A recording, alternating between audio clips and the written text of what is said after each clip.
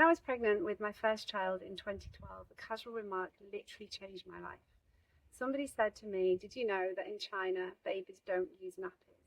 And I was like, what? How can you have a baby without a nappy? And I really wanted to know more. At this point, I was already a children's nurse, and I know that everything that we tell parents to do, we have to understand why we're saying it, and we have to be able to prove that it's good advice. So this whole idea, I really wanted to research into that.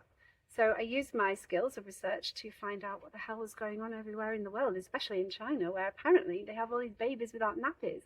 And that is when I discovered that most of the world actually potty train their children by the age of 1, and that the way that we approach potty training and using nappies is really, really different in westernized societies. So why was that? I wanted to know. And I found out the answer was to do with nappies, that we have been very, very much dependent on using nappies for babies' hygiene, and we've kind of forgotten that actually that's not the only option, and that you can use nappies as well as use a potty, and that you can develop skills as you go along instead of waiting for some magical readiness moment to strike when they're sort of 2.5, 3 years old.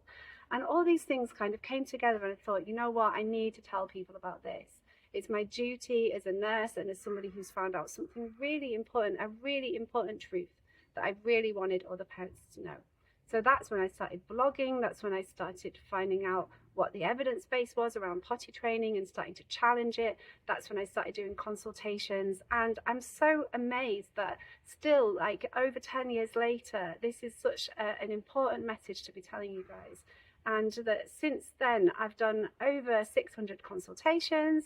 I've grown a great following on social media. I've written several books. I've got a new book publishing in January next year. And it's just so important to keep on getting this message out. So nappies are not the only way. We absolutely should potty train our children sooner. And there is a way to do it which will fit with your child's natural development. So like and follow me for more tips.